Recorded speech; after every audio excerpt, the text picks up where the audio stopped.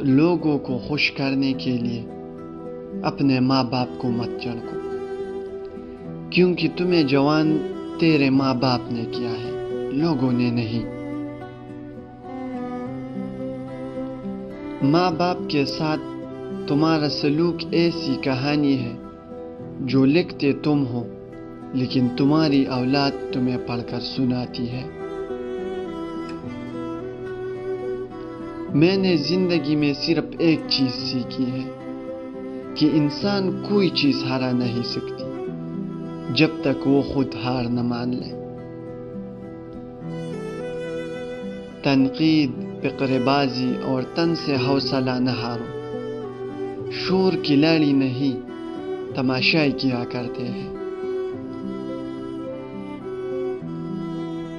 جن میں تنہا چلنے کے حوصلے ہوتے ہیں، ایک دن انہی کے پیچھے قافلے ہوتے ہیں۔